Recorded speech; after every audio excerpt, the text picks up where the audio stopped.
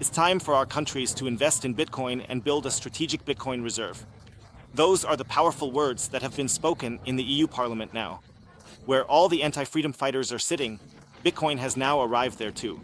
And there is a debate in the EU Parliament about a Bitcoin reserve strategy. And even more, they're talking about a Bitcoin price explosion. That's the quote that was said in the EU Parliament. Check this out. All the surveillance freaks in the EU are now being confronted with the Bitcoin price explosion here. Not everyone here is a surveillance freak, but a lot of them are. Sarah Nawo, a member of the European Parliament and part of the Europe of Nations group, is advocating for a Bitcoin reserve and against CBDCs. It's unbelievable that we now finally have Bitcoin on the table here in the ivory tower in the EU. How many times have we seen all these people in the EU trying to regulate Bitcoin to death? How many times have we seen that they are closing their eyes to Bitcoin and also to freedom, and that they want to introduce surveillance tools like digital IDs, the digital euro, and whatever? There are people sitting there who aren't even elected. You can't vote for the EU representatives or anything like that. You can't vote for the central bank governor or anything like that. Of course, you can vote for someone here in Germany, and then indirectly through 3, 5, 6 corners or whatever, those people get elected somehow. And then they say, yeah, these are some officially democratically elected people and so on. And they have a lot to say because European law usually takes precedence, or I think almost always actually over German law and stuff. And now we actually see Bitcoin on the agenda. An incredibly, insanely good speech. Okay, I'm throwing around superlatives here, but the speech is really, really good. I even went to the trouble of translating all of this into German with AI because I haven't heard anything like this coming out of the European Parliament before. And we're going to take a look at all of this soon because we're starting to see game theory kicking in more and more. We're seeing Trump calling for a Bitcoin reserve strategy. The individual states in the US are calling for a Bitcoin reserve strategy. Pennsylvania, Texas, and others that might potentially follow.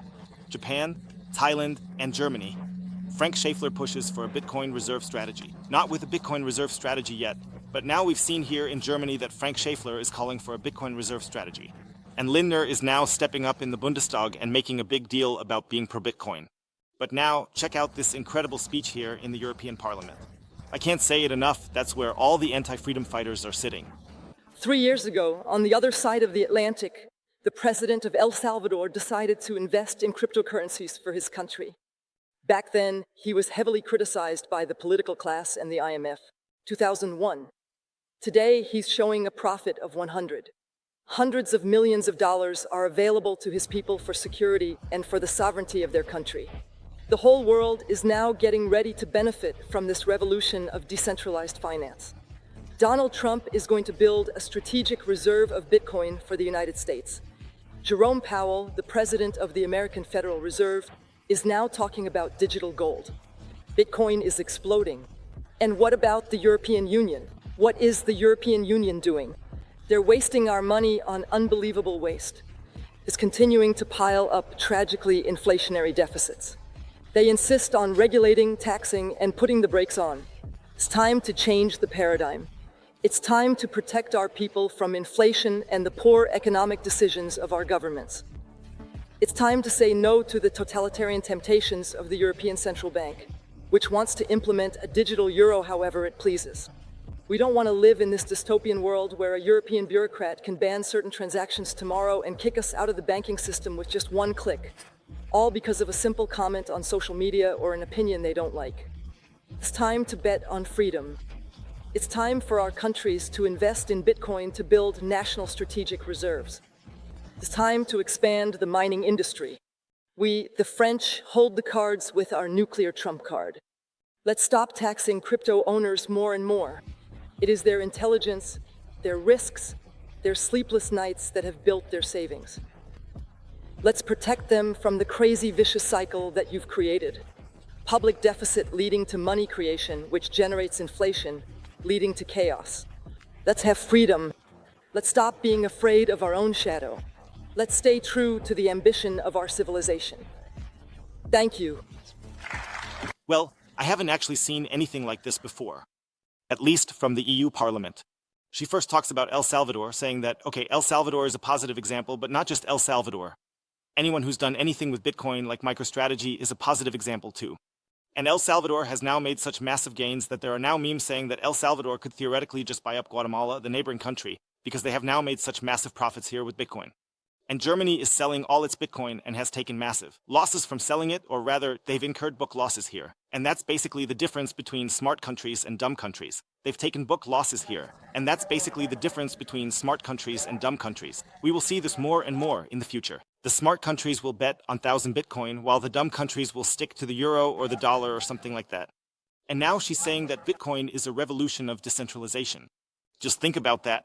She says quite clearly here that central things, central cash books, central exercises of power and things like that, that is stuff from the past. We're moving into a decentralized world now where we really need decentralized money, and that's why Bitcoin is a revolution of decentralization. Then she talks about how Donald Trump is building a reserve. She apparently has insider information. She says it so confidently, as if she already knows that Donald Trump is building a Bitcoin reserve. But she probably just understands game theory, that if Donald Trump doesn't build a Bitcoin reserve this year, he'll just do it next year. And if he doesn't build one next year, then the year after that. But it's very, very likely that it will happen. And not just Donald Trump, but also Russia, Putin, and so on. Everyone's eyeing a Bitcoin reserve, and she knows it. And now comes the craziest statement, the wildest statement. She's saying that Bitcoin is exploding.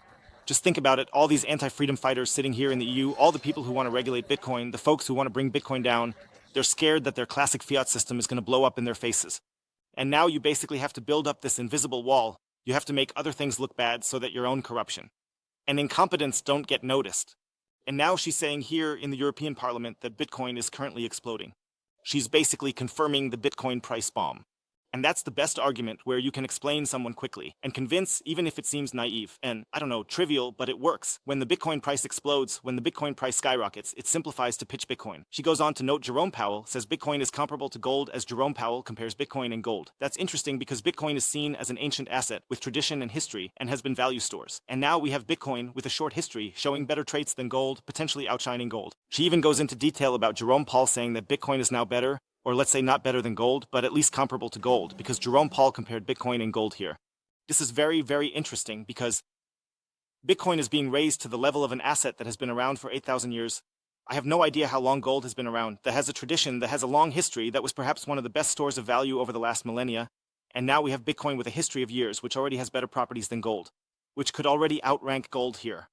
In the EU Parliament, this politician is aware of the need for less regulation, fewer taxes, and reduced deficit spending. She highlights inefficiency due to a corrupt system wasting money without accountability. Politicians aren't held responsible, leading to unchecked spending. She insists this corruption and deficit spending must stop. It's enabled by fiat money and central banks, allowing unchecked creation of purchasing power. There is no checking here as to whether this is efficient, whether it makes sense, or whether it doesn't make sense because the politicians don't have to be held responsible for it anyway. Other people will be liable. This means that money is being thrown out here without any sense, and she is saying very clearly that this corruption, this deficit spending must stop, and that this deficit spending is only possible if we have fiat money here, where there is central money creation, where there are central banks, where people can withdraw purchasing power from the system. This is a massively unfair system, and that is why she says very clearly that we need decentralized money and no more centralized stories. She then goes on to talk about CBDCs and clearly distances herself from them. She said very clearly that the digital euro and CBDCs are a major threat. They are another surveillance tool, and we don't want that. So it goes even further. She's not just advocating for Bitcoin and freedom, but she's also standing against coercion. But in my opinion, it's always better to be for freedom rather than against coercion. It's way better to be pro-Bitcoin, to embrace Bitcoin, than to constantly shoot down something like a digital euro or whatever. That's not a good tactic in my opinion. You can do what you want and all that, but I really think it's much better to push the elements of freedom hard because then the digital euro would blow up anyway. I don't think that's a good tactic. You can do whatever you want, but in my opinion, it's way better to really push the elements of freedom hard, because then the digital euro would blow up anyway. I mean, it's a totally insane construct. I'm not even sure if they can pull it off, or if they're even competent enough to set it up. She's saying it's time to focus on freedom, no doubt about it. Bitcoin is not just at the right time and the right moment. It's an idea whose time has come, and that's something really hard to stop. So we have the right idea, at the right time, in the right place, and Bitcoin is really here to win. You really can't stop it anymore, and people are starting to realize that now. Even here in the EU Parliament, they're debating this, and now all the, let's say, anti-freedom folks have to take a stand on it. In 2001, Christine Lagarde was also asked in the European Parliament what she thinks about Bitcoin, and she just dodged the question, even though she had promised to answer all questions. She just acted like she didn't hear the question and started talking about something else, like the digital euro and CBDCs and blah blah blah. Oops, I mixed it up. I didn't respond about Bitcoin. I actually responded about the digital euro. And that's ultimately very, very, let's say, insidious because we don't really know the current positions of these politicians. They either have no position, they've missed the boat, or they're deliberately overlooking it. That's the big question. Are they overlooking it on purpose, or do they just not know?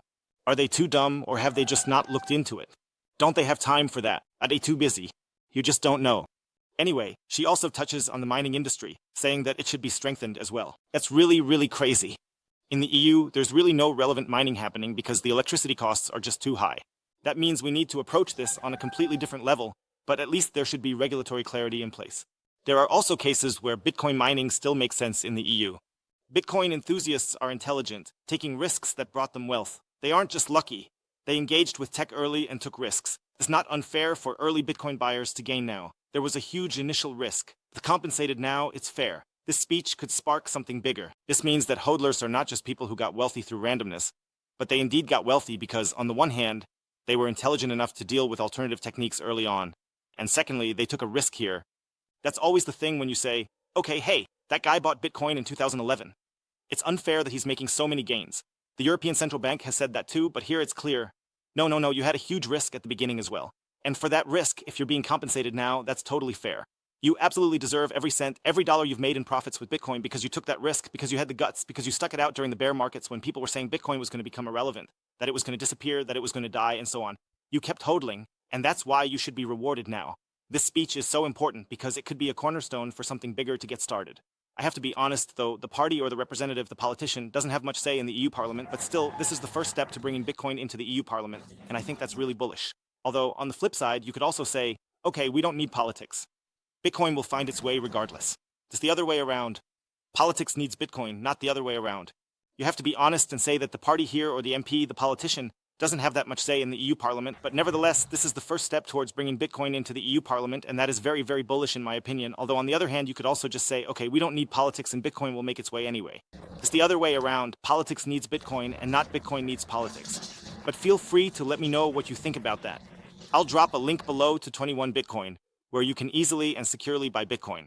Especially if you're new to this, you can set up savings plans here, and with the code Bitcoin Hotel, you can get up to 20% off the fees when buying Bitcoin. I absolutely recommend it. See you, take care. Peace out.